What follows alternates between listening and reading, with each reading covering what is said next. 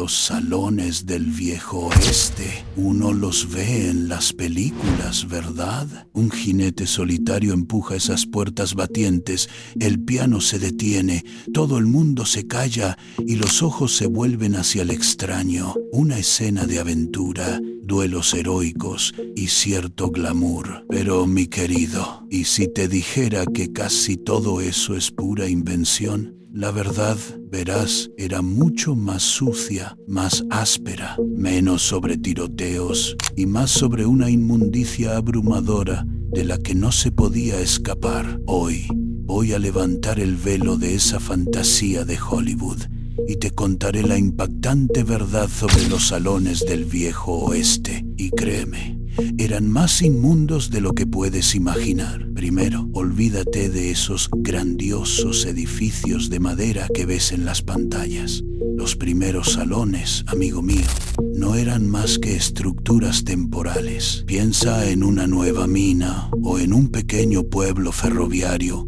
El salón era lo primero en aparecer. A veces era solo una tienda tosca, una casa de césped o una choza hecha con cualquier trozo de madera que se encontrara por ahí. A medida que el pueblo crecía, estas cosas daban paso a construcciones de madera más simples, a menudo con una fachada falsa para parecer más grande de lo que era. Era un intento de mostrar algo de estabilidad en un mundo que no tenía ninguna.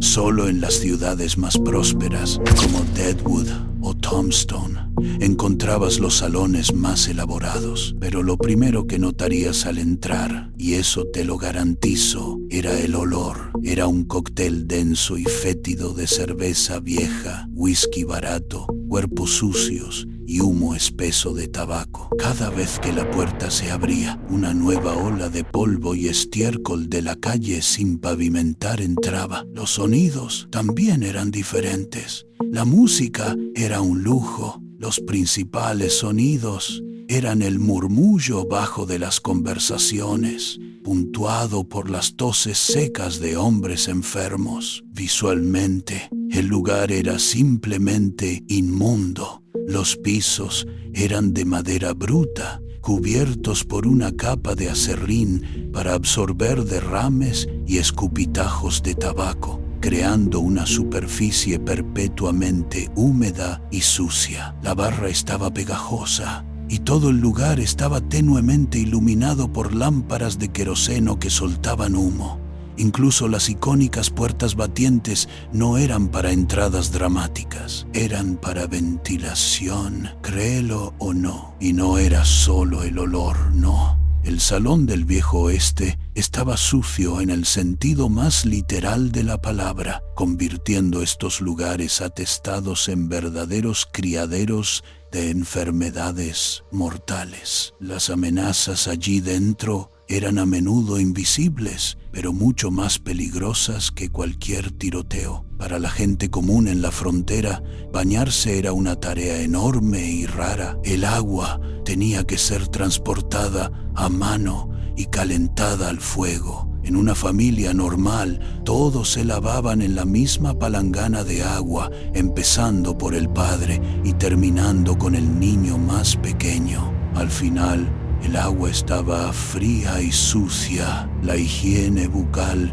era igual de mala. La gente usaba cuchillos para quitarse la comida de los dientes. Si un diente se infectaba, el barbero o el herrero local lo arrancaba con unos alicates y un trago de whisky para el dolor. Los propios pueblos eran igual de insalubres. No había sistemas de alcantarillado y la basura simplemente se tiraba fuera del pueblo.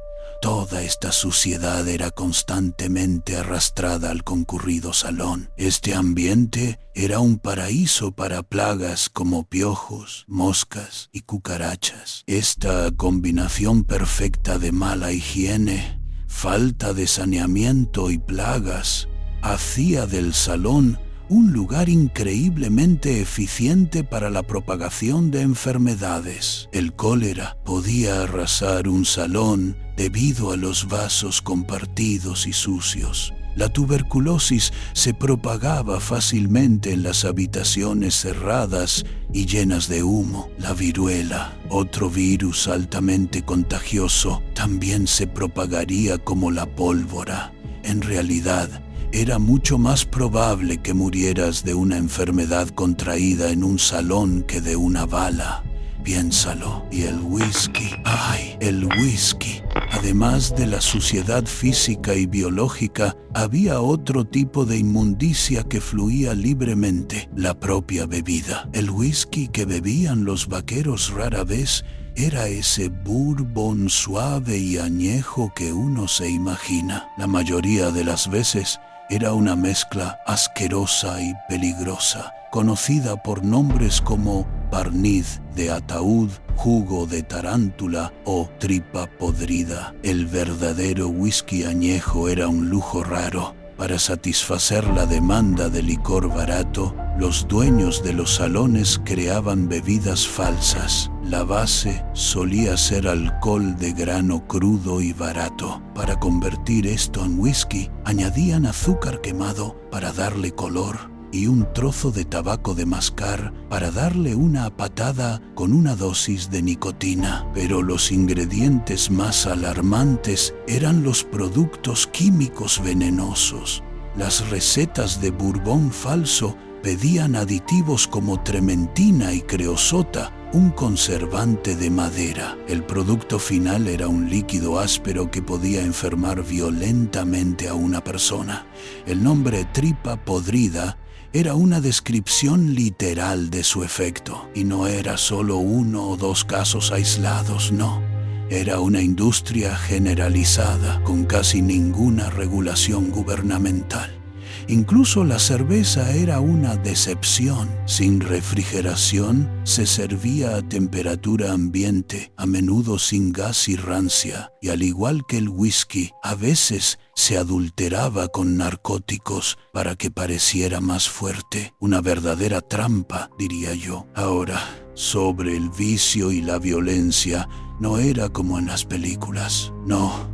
La fama del salón como un antro de perdición era merecida, pero la realidad era mucho menos glamorosa de lo que vemos en la pantalla. Primero, esa clásica pelea de bar, esa confusión generalizada y caótica, es casi totalmente una invención del cine. La violencia real en el salón era esporádica, personal y mucho más letal. Generalmente era un encuentro rápido, brutal y mortal entre dos o tres hombres por una disputa de juego o un insulto. Reconociendo este peligro, muchas ciudades hacían que los clientes dejaran sus armas en la puerta. Esta forma simple de control de armas garantizaba que la mayoría de las discusiones se resolvieran con los puños, no con balas. El juego era el principal entretenimiento. Había jugadores honestos y respetados que construían una reputación de integridad, y había los tramposos viajeros que se aprovechaban de los recién llegados con cartas marcadas y otros trucos. El papel de las mujeres también es mal interpretado. Existía una diferencia entre las saloon girls y las prostitutas.